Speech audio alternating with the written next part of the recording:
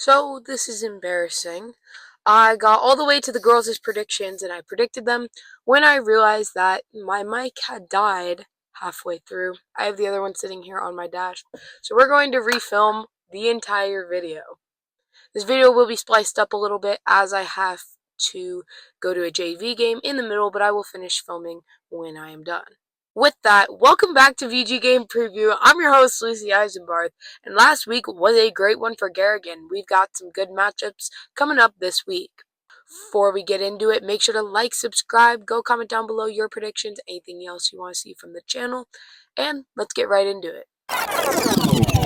To start off, we're going to kick it over to your girls' recap on a 3-0 week. Starting off with a win versus Garner 77-32 on Garner's home floor.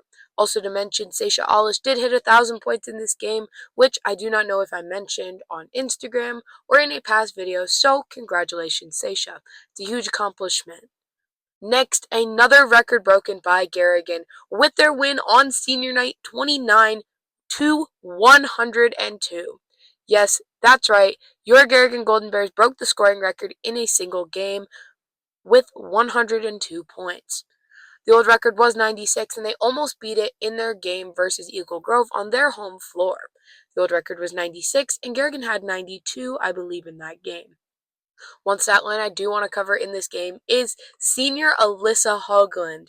She had 25 points, shooting 9 from 17 from the field and 7 from 15 from 3.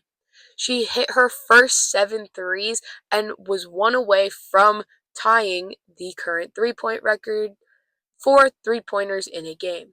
Fun fact, that record is co-owned by Seisha Alish. I do not know who owns the other half of it. To round out your points leaders, Seisha Alish with 18 and Emmy Bartola with 13, both seniors. A very dominantly won and very fun game from Garrigan. Finally, to round it out, your Bishop Garrigan Golden Bears beating the number 15 team in 1A, the North Union Warriors, with a win 66-20.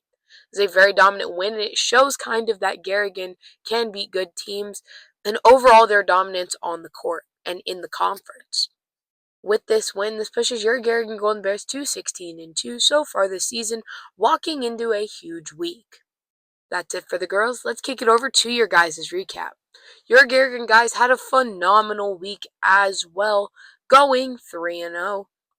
We're going to take a look at it right now, starting off with a win 55-30 versus Garner Hayfield on their home court. A dominant senior night win 83-39 versus Eagle Grove, and rounding out the week, a win 67-45 versus the North Union Warriors. Michael Joyce did hit 1,000 points in the game versus North Union, so congrats, Michael. Again, that's a huge accomplishment. It's crazy that Garrigan has had 4 athletes with 1,000 points in the past month and a half. Congrats to all of you. You all join elite company. That's a huge accomplishment, and we're very lucky to have 4 athletes hit it in that time span, not to mention 2 of them in their junior year. That is it for recaps. Let's kick it over to your girls' prediction for this huge game versus Foreset City. Looking at the game versus Foreset City, they walk into this game 16-2 onto Garrigan's home floor, ranked number 6 in 3A. This team is no joke. We're going to look at the stat lines real quick for them. Leading the Indians in points is senior Hayden Brown with 13 points per game. Leader in rebounds is Jenna Dante, a senior. Apologies if I did pronounce that incorrectly. I do think I also pronounced it incorrectly in the last Foreset City video, so I do apologize. Leading with 9.4 rebounds per game. Finally, Lexi Eisenbarth, a senior, is leading this team with 4 assists to 2.1 turnovers. This team is shooting 40% from the field and 30% from the 3-point line with a 46 effective field goal percentage. My light did just go out, but we're going to continue on. This team is no joke. They're very, very even all across the board, and they're very, very good offensively. They do seem to turn the ball over a little more, as they have 101 more turnovers than Garrigan with 282. That could be a spot where Garrigan can shine in this game if they're able to force turnovers and able to overall just get them uncomfortable while being at home. We are back with the second half of this video. JV did win, by the way, for anyone who was curious. But, like I was saying, Garrigan's able to force turnovers. I think they have a great shot at this game.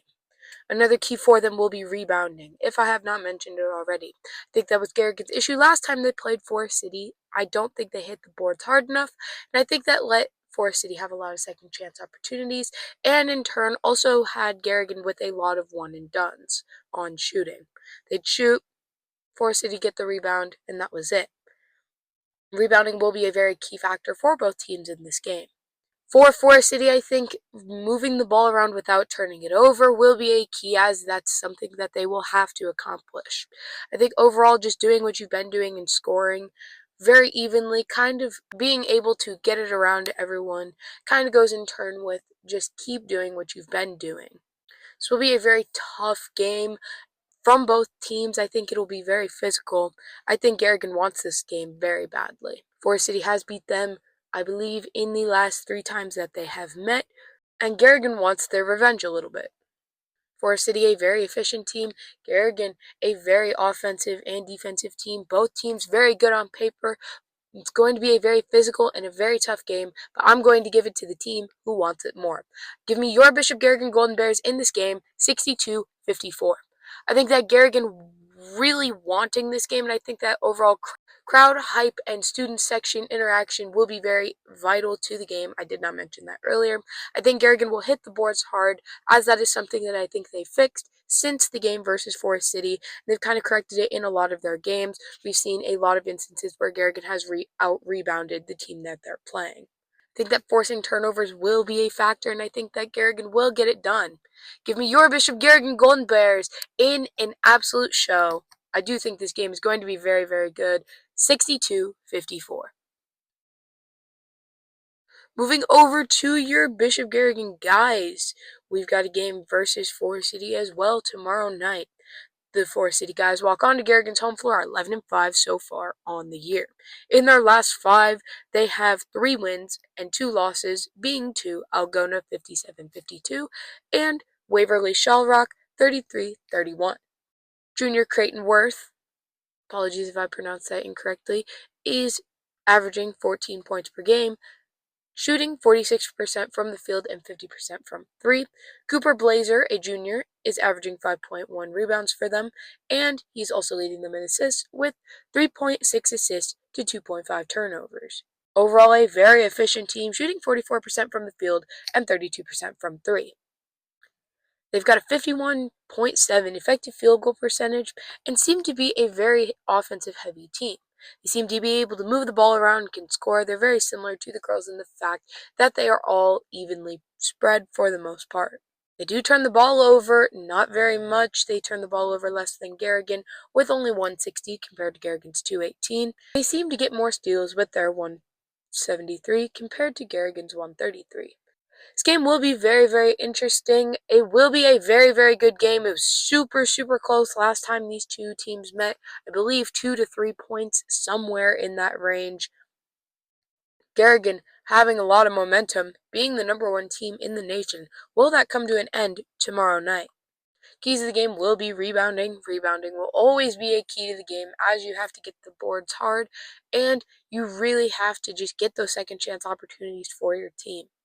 I think getting the offense moving will be a key for Garrigan, as it was a very defensive-heavy game with the score of the one at Foreset City back on the 6th of January, only being 43-41. If this game might be a little more offensive-heavy, and I think the defense will still shine for the most part. If Garrigan's able to get their offense moving and get through this Foreset City defense, they will have this game. Playing top-tier defense will also be very, very crucial. I think limiting them to what they had on their home floor, as well as getting your offense moving more, is really what you just want from Garrigan in this game. For Foreset City, it will be limiting Garrigan even more than you did at home. This super, super close game, but if they are able to limit them more and not make as many mistakes as they did on offense, and they're able to get their offense moving, they have a very good shot at this game. This could go either way, but I do not think that Garrigan's reign at #1 will come to an end, and I do not think that this will be an upset. Give me your Bishop Garrigan Golden Bears in this game, 59-53. I think that Garrigan will walk out of this game with a 6-point victory, and due to the fact that they'll be able to get the offense moving more. I think that the margin could even be larger. I am staying kind of conservative with this pick here, but since it was at Forest City's home, that is a very loud crowd. The crowd really does get moving at Forest City. I think that Garrigan will be able to get their offense moving a little bit more, and I do think that being at home, everything is a little bit easier for Garrigan.